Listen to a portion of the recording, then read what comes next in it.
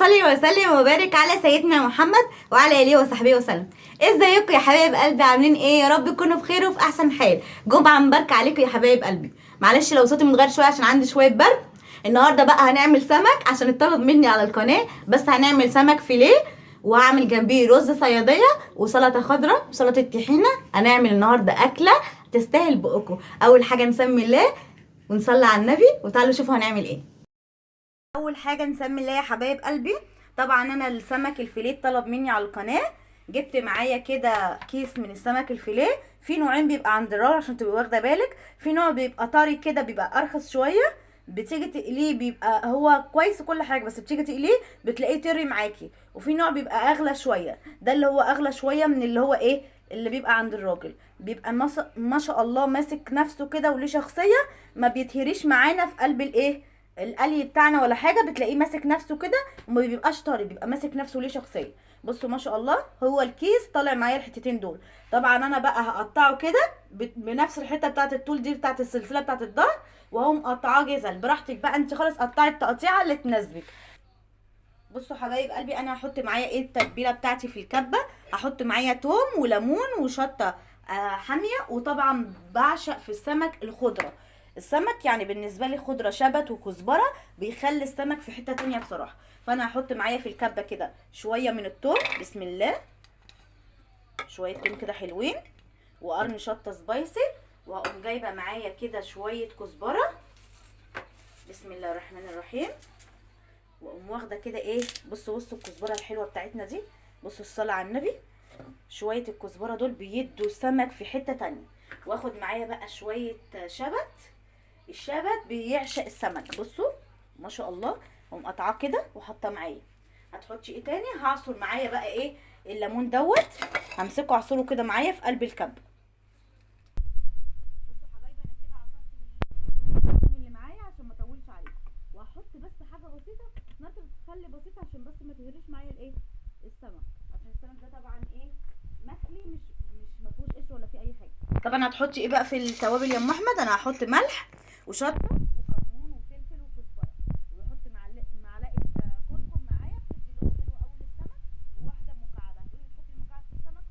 جربيه وان شاء الله هيعجبك قوي، بيخلي السمك ما شاء الله خطير. انا بقى هضرب، بصوا التتبيله بتاعتنا الحلوه دي، عايزه اقول لكم الروايح، بصوا الصلاه على النبي. هضرب بقى كل الكلام الحلو ده، ولا هحط معايا بصل ولا طماطم ولا اي حاجه. انا هستكفى بالتتبيله بتاعتي الخفيفه ديت، هتخلي السمك طعمه مميز وطعمه حلو. هضرب الكلام الحلو ده كله في الكبه وارجع له. حبايب قلبي التتبيله انا نزلت بيها كده معايا في الصينيه اللي انا فرمتها. انا متعمده انها ما يبقاش فيها ميه كتير خالص. بصوا هحط هتلاقيها ناشفه معايا اهي، ما فيهاش اي نسبه ميه كتيره معايا. يا دوبك التتبيله بتاعتنا، عايزه اقول لكم ريحتها اللهم صل على النبي. وريهم كده السمك يا توتو قطعناه ازاي. بصوا ما شاء الله قطعه السمك خليناها كده ايه على القد كده حلوه. يا دوبك اللي يعوز يبقى ياخد حته كمان مش مشكله، بس ما تبقاش حته كبيره قوي. لا انا بحب اعملها بصراحه زي ما انتم شايفينها كده. هنزل بقى السمك ده كده هنزله معايا في قلب التتبيله كله كده. تعالى كده يا توتو وريهم الناحيه دي كده، بسم الله الرحمن الرحيم. اجيب معايا كده الصينيه وانزل بكل قطع السمك بتاعتي الحلوه دي كده، بسم الله ما شاء الله. عايزه اقول لكم ريحه التتبيله الخضره مع السمك بالذات بتبقى خطيره، بالذات الشبت والكزبره بيودوا السمك في حته تانية بصراحه. بيبقى السمك معاكي كده متنكه وريحته تحفه. الناس اللي ما بتحبش السمك عشان ريحه الزفاره، ده مش هتشمي له زفاره خالص. ده بيبقى ما شاء الله لا قوه الا بالله، حاجه كده ايه عسل تستاهل بقكم. بصوا ما شاء الله لا قوه الا بالله. بصوا شكل التتبيله اصلا لوحدها يشهي. بصوا ما شاء الله. ندي التقليبه كده، لسه هنزل ببقيته انا، بس بدمج ده كده مع بعضه الاول. والكركم كمان بيدي لون حلو قوي معايا في السمك الفيليه. بصوا ما شاء الله كل القطع معايا كده، واديها تقليبه كلها تبقى كلها واخده. بصوا حبايبي كلها كده، بصوا ما شاء الله لا قوه الا بالله. قلبت كميه السمك معايا هي بتاعتي، الكيس كله معايا في قلب التتبيله. اللهم صل على النبي، حاجه كده تفتح النفس. تحسوا ان انتوا عايزين تقوموا تمسكوه تقلوه دلوقتي وتعملوا معاه سلطه طحينه او سلطه بابا غنوج. بس انا جاي لي دلوقتي ان انا اعمل سلطه طحينه، ويتحط في رغيف بلدي كده تحتيه عودين خضره، وتحطي حتتين السمك المقلي ده، وعلى وشه صوص الطحينه، واحلى سندوتش ممكن تاكليه. اللهم صل على النبي، حاجه كده تفتح النفس. هجهز معايا بقى حاجه السمك الصياديه عشان حبايبي اللي طالبينه مني عشان نعمله مع بعض يا حبايب قلبي. بصوا حبايب قلبي انا جهزت معايا البصل اهو قشرته، همسكه بقى اقطعه كده تقطيعه كده واحطه معايا في الكبه وافرمه معايا وارجع لكم على طول يا حبايبي بعد ما افرمه. بصوا حبايب قلبي انا فرمت كميه البصل معايا، ما خليتهاش برده ناعمه، لا خليتها خشنه كده زي ما انتم شايفينها كده، ومحطه معايا الزيت على البوتاجاز واقوم نازله معايا بكميه البصل الحلوه دي عشان نعمل شويه رز صياديه يستاهلوا بقكم.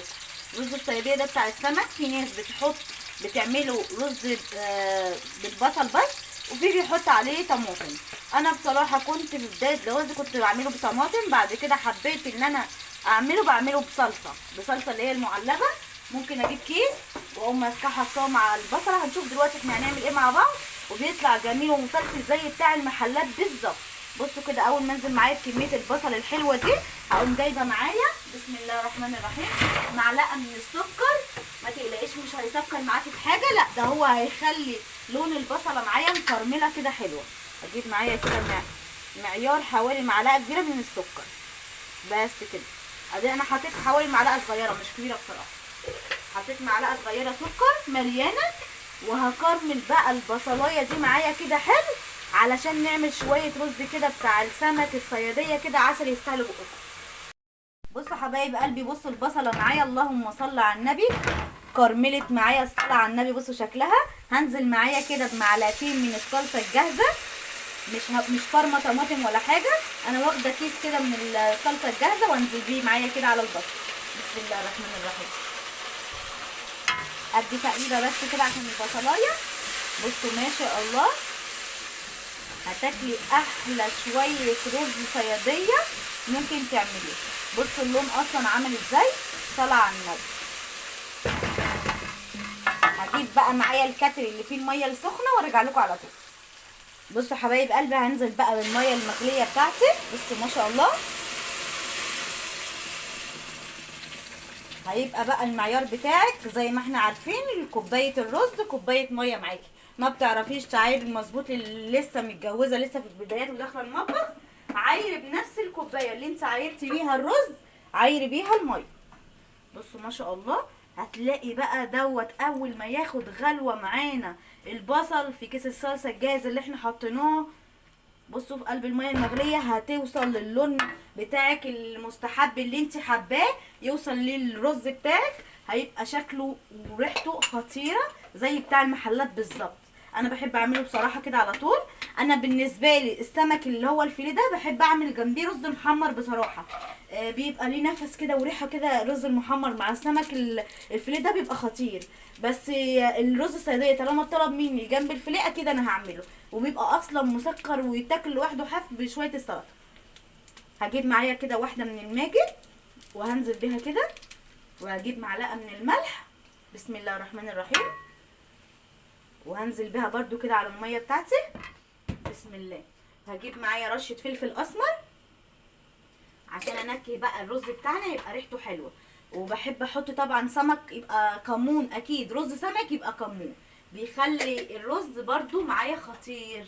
ورشه بسيطه خالص من الكزبره بس. هستكفى بالحاجات الحلوه بتاعتي دي تاخد غلوه بس، تحس ان البصله اتشربت مع الميه كده وده غلي في قلب بعضه غلوه واحده بس كده، اكون انا شطفت الرز وغسلته معايا حلو وارجع لكم.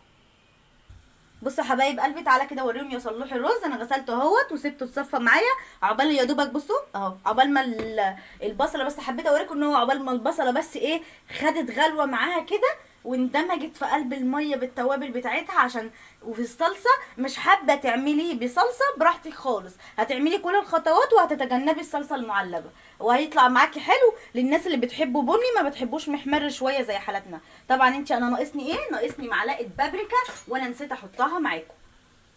ثواني اتاكد ده بابريكا ولا شطه. دي بابريكا. هحط معلقه كده مليانه صغيره من البابريكا. هدي تقليبه. انا ما رضيتش احطها بصراحه لما اشغل الفيديو يبقى معاكم عشان تبقوا عارفين انا حطيت ايه خطوه بخطوه. بصوا ما شاء الله هدي بس تقليبه كده عشان لما احط الرز يبقى كله داخل في قلب الرز مندمج، ما تبقاش في حاجه ايه متركنه في الجنب. تعالوا بقى ننزل بالرز بتاعنا الحلو ده. الصلاه على النبي. كميه الرز المناسبه للميه بتاعتك يطلع معاكي مفلفل وزي الفل، ما يبقاش في حاجه معجنه وتندمي على حاجه عملتيها. بصوا ما شاء الله الصلاه على النبي هيطلع معانا شويه رز يستاهلوا بقك. بصوا الصلاه على النبي. هنسيب الكلام الحلو ده كده عقبال ما الرز كده يخش في سوا. بصوا الحاجات الخضره بتاعتنا الحلوه دي. هعمل طبق سلطه كده حلو فيه خضره وخيار وطماطم وفلفل وشطه وليمون وبصل اخضر. هظبط طبق كده سلطه حلو عقبال ما الرز بتاعي يستوي وارجع لكم. بصوا حبايب قلبي كده عملنا شويه السلطه. اللهم صل على النبي. حاجه كده بصوا ما شاء الله. تعالوا بينا كده نبص على الرز بتاعنا. بصوا ما شاء الله رز الصياديه بتاع السمك. حاجه كده تستاهل بقكم. هسيبها متغطي عليها كده ونبتدي في قلي السمك بتاعنا. هتقلي السمك ازاي يا ام احمد؟ السمك بتاعنا طبعا انا سبته في التتبيله شويه اهوت قبل ما عملنا السلطه. الرز بتاعنا اتشرب ودخل في السوا. انا عندي توابل من اللي هي البروست بتاعه الفراخ. هاخد منها كده حبه. بسم الله الرحمن الرحيم. حوالي معيار نص كوبايه كده. هعمل منها ايه شويه ميه كده. هعمل منها عجينه اللي انا ادخل فيها السمك وهنقليها معانا. هنزل بنص كوبايه الميه. اشوف لو هيحتاج ميه معايا تاني ولا لا. بسم الله. اكيد هيحتاج معايا شويه ميه كمان. بصوا حبايب قلبي حطيت معايا نص كوبايه الميه. هي خدت معايا حوالي كوبايه الا ربع من الميه على الشويه اللي احنا حطيناهم حوالي 4 معالق كبار من بروست. قمت واخده معايا كوبايه الا ربع من الميه. هعمل بيها انا قلت اما جربت معاها بصراحه حطيت فيها الفراخ طلعت معايا جميله. فقلت اما اعملها ايه بالمره في قلب السمك الفيليه معايا. لو ما عندكيش توابل بتاعه بروست عادي ممكن تحطي الدقيق بتاعك عادي. واللي احنا هنعمله الخطوه اللي انا بعملها دي يا تحطي معاكي. في ناس بتستخدم بيض وبقسماط زي بتتعاملوا زي معامله البانيه. وفي بيعملوا على طول من هنا للنشا والدقيق زي ما والدتي بتعمله بيطلع مقرمش وزي الفل. يعني اللي يريحك اعمليه. هنا معايا دقيق ومعايا نشا. هقلبهم كده مع بعضهم.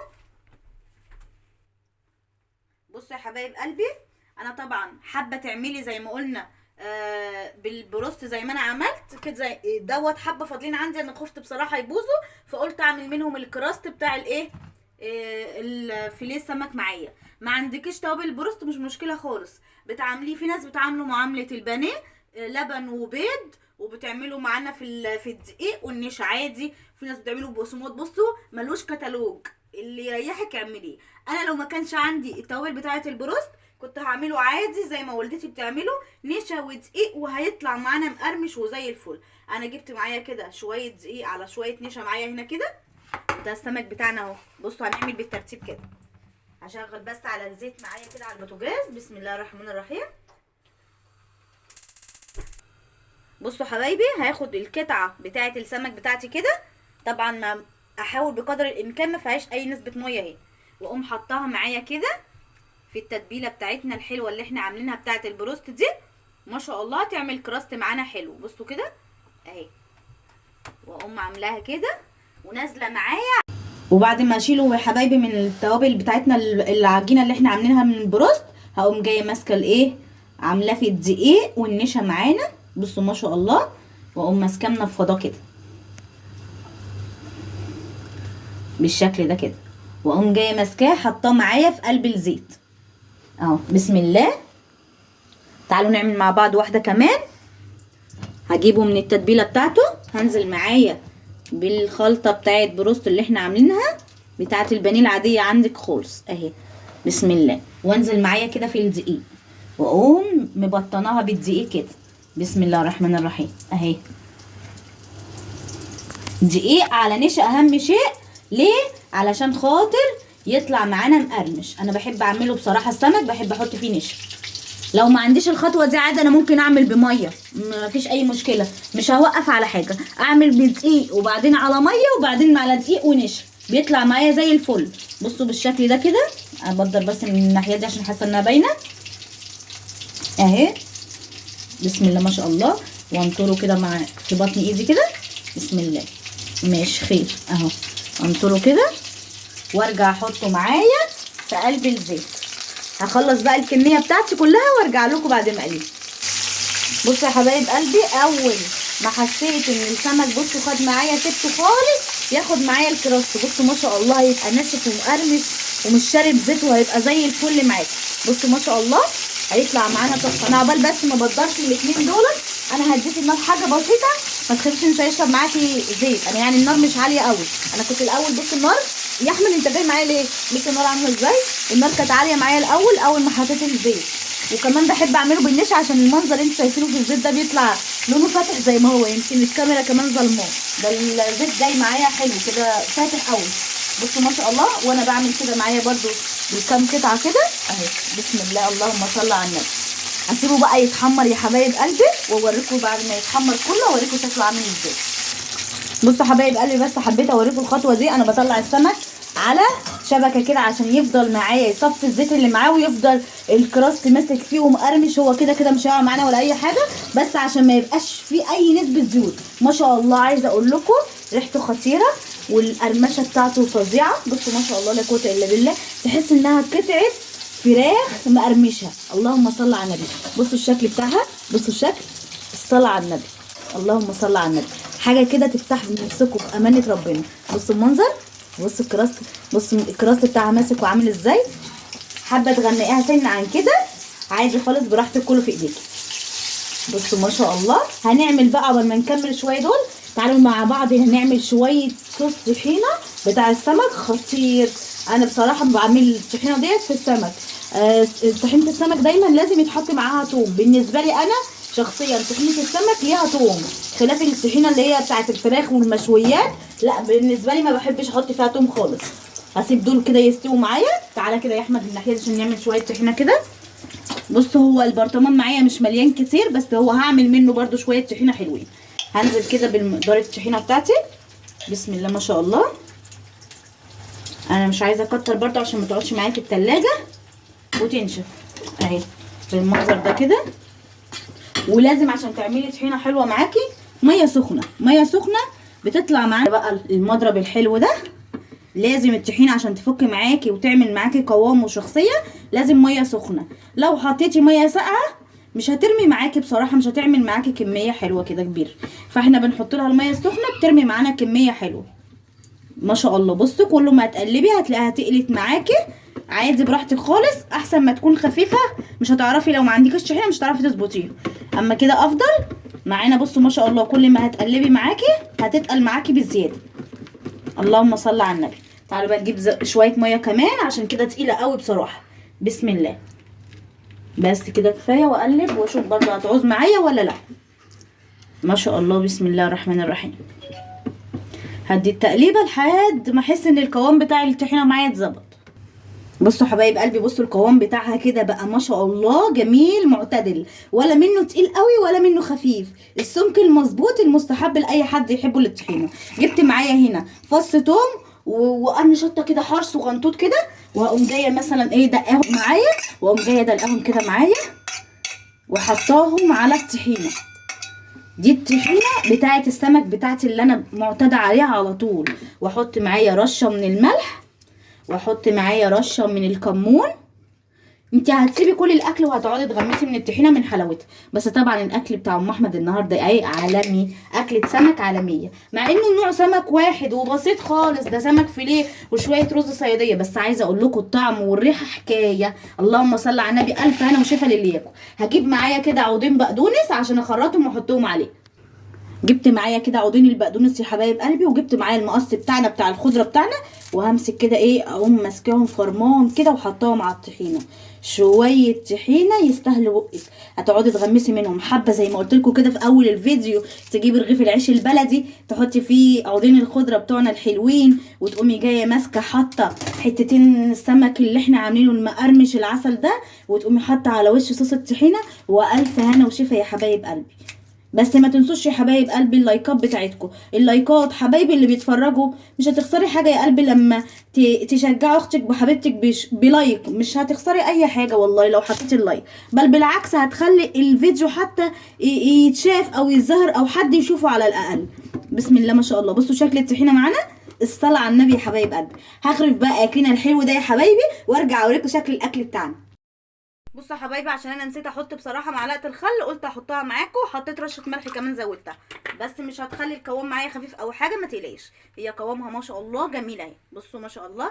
بس معلقه الخل بقى هتفتح معاكي الطحينه زياده، بس انا مش فارق معايا اذا كانت تتفتح او تتغمق، عشان انا حطيت معايا رشه الكمون ورشه الشطه بتخلي طعمها حكايه مع الثوم وقرن الشطه الاخضر والبقدونس. هنكمل بقى غرف بتاعنا يا حبايبي. بكده يا حبايب قلبي نكون خلصنا الاكل بتاعنا. تعالوا بس كده شوفوا احنا عملنا ايه النهارده. رز الصياديه العسل بتاعنا هو اللي اتعمل معاكم على القناه بكل خطواته، والسمك بتاعنا اللهم صل على النبي. عايزه اقول لكم السمك حكايه. تعالوا بصوا كده اما نفتح، بسم الله ما شاء الله. بصوا شكل السمك بتاعنا حاجه كده عسل تستاهل بقكم يا حبايب قلبي. وشويه السلطه التحفه بتاعتنا اهيت والطحينه، اللهم صل على النبي. الاكله دي ناقصاكم يا حبايب قلبي. ما تنسوش يا حبايب قلبي تعملوا لايك، تدعموا حبيبتكم احمد بلايك، واستنوني ان شاء الله في وصفه جديده.